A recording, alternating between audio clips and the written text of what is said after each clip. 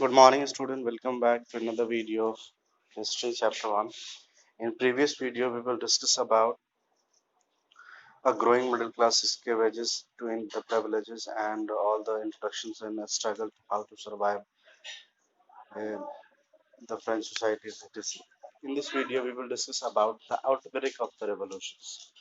What outbreak comes after this revolutions? Okay, so you can see here when Louis XVI had to increase taxes for the reason you have learned in the previous section कि Louis sections जो है वो tax क्यों impose करना चाहते थे उनको बढ़ाने का रीजंस क्या था क्योंकि उनको जो थ्रोन्स मिली थी वो एक एम्प्टी ट्रेजरी थी ठीक है रीजंस ये था एम्प्टी ट्रेजरी का कि जो पीछे लुइस 15 14 ने उसने काम नहीं किए सिर्फ खजाने का इस्तेमाल किया इनकम उसमें नहीं बढ़ा है ठीक है पूरी तरह से 14-15 के टाइम तक वो खजाना खाली हो चुका था तो जब इनको मिला जब 20th एज में लुइस 16 को तब तक उसकी जो ट्रेजडी थी पूरी खाली थी तो इसीलिए वो एक नया टैक्स इम्पोज करना चाहते थे okay so do you think that he could have gone about doing this in France in the old regime क्या है ये मैंने अभी आपको पिछले वीडियो में बताया in France the old regime and monarchs did not have power to impose taxes according to his will alone कि जो भी ओल्ड मोनास थे या जो मोनास थे या ओल्ड रेजाइम्स के जो लोग आते थे उनके अंदर ये नहीं था कि वो सारा टैक्स खुद ही बेयर कर सके ठीक है जितने टैक्स वो गवर्नमेंट ने इम्पोज किए will all alone rather he had to call a meeting for the state general उन्होंने फिर एक स्टेट जनरल से मीटिंग बुलाई which would then pass the proposal of new taxes जिन्होंने नए टैक्स का एक प्रपोजल पास किया the state general was a political body which is three states sent their representative ये स्टेट जनरल क्या होते थे ये एक पॉलिटिकल रिप्रेजेंटेटिव जैसे हमारे यहाँ रिप्रेजेंटेटिव होते हैं एमएलए एमपी वैसे वहाँ की वो एक रिप्रेजेंटेटिव होते थे तीनों स्टेट से ठीक है which is three state and see their representative. However, the monarch alone could decide when to call a meeting of this body. The last time it was done in 1604. ये जो meeting lastly कब हुई थी उससे पहले 1614 में On May 5, 1789, Louis XVI called together an assembly to the State General to pass proposal of new taxes. ये Louis 16 ने 5 मई 1789 को एक असेंबली बुलाई जिसमें उन्होंने नए टैक्स का प्रपोजल पास किया और a splendid hall of versatile was prepared to host the delegates. ठीक है The first and second state sent 300 representatives each, which were seated in row facing each other in two sides जो कि एक दूसरे के सामने बैठे थे टोटल 300 representative जिसको फर्स्ट और सेकंड स्टेट्स ने सेंड किया while the 600 member of third state यानी 600 जो representative थे वो थर्ड स्टेट वालों ने भेजा ठीक है stand at the back जो उनके पीछे बैठे थे the third state was represented by its more prosperous and educated member third जो स्टेट थे उसमें बहुत यानी कि वैल्यूएबल और educated persons थे member थे peasant artisan and women were denied entry to the assembly जिसमें peasant का artisan और women की एंट्री जो थी उस असेंबली में अलाउ नहीं था उसको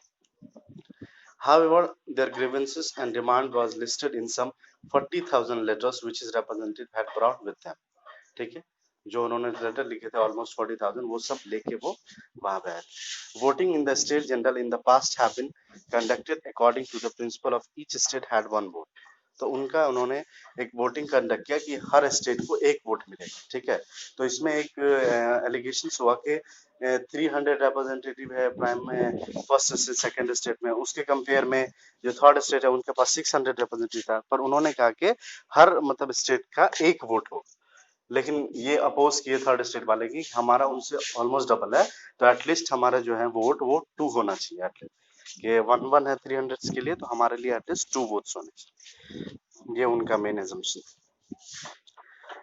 this time to Louis 16 was determined to continue the same practice but member of third state demand the voting now be conducted by the assembly as a whole where each member would have one vote this was one of the democratic public put forward to the philosopher like Rousseau in the book of social contract when the king rejected the proposal member of third state walked out assembly in the protest okay वो मतलब जब ऐसा proposal हुआ तो वो मतलब प्रदर्शन करते हुए असेंबली से बाहर आ गए उनको एक्सेप्ट नहीं हुआ ये proposal the representative of third state viewed themselves as a spokesperson of the whole a spokesman of the whole French nation on 20 June they assembled in the hall of the indoor tennis court in the ground of Versailles.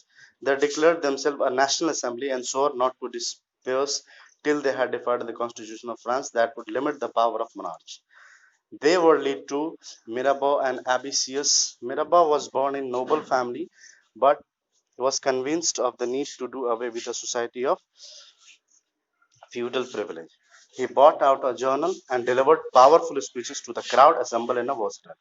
उन्होंने एक journal लिखा जिसमें वो उन्होंने अपने powerful speeches दिए जो कि पब्लिक को असेंबल कर सके उन चीजों के लिए, ठीक है। Abbassies originally a priest. Abbassies जो थी वो जनरली एक priest थे. Wrote an influential pamphlets called What is the Third State. उन्होंने एक pamphlet लिखे जिसका टाइटल था What is the Third State और उसमें उन्होंने अपनी बातें बताई उन्होंने. While the National Assembly was busy in Versailles drafting a constitution, the rest of France seethed with turmoil. Okay, and a severe winter had meant by a bad harvest and the price of bread rose. Often break exploited the situation of ordered supply. After spending hours in long to the bakery, crowd of angry women stopped into the shop. At the same time, King ordered troops to move into the Paris on 14 July. The aggregated crowd stormed and destroyed by the Bastille. Bastille. Okay. In the countryside, rumor spread that उसी वक्त जब उन्होंने troops को send किए Paris की तरफ king Louis 16 ने, तो एक rumor फैल गया पूरे देश में कि in countryside rumor spread from village to village that the lord of the big Manor had hired band of Berigans who were their way to destroy the ripe crops. Caught in frenzy of fear, peasants in several districts seized horses and pitchforks and attacked chattox. The looted hardened grains and burnt down document containing record of manorial dues. A large number of nobles fled from their homes, many of them migrating the neighboring countries. Okay? बहुत सारे मतलब एक drama हो जिसमें लूटे गए बहुत सारे जो उनके डॉक्यूमेंटेशंस थे वो जलाए गए, ठीक है। बहुत सारे जो उनके ग्रेन्स थे वो सीज किए गए बहुत सारे, ठीक है। ये सब चीजें हुई और बहुत सारे लोग ऐसे थे जो नेबरिंग कंट्रीज में माइग्रेट कर गए, मूव कर गए. Faces with the power of the revolting subject, Louis XVI finally accorded recognition to the National Assembly and accepted the principle that his power would be now only checked by the Constitution.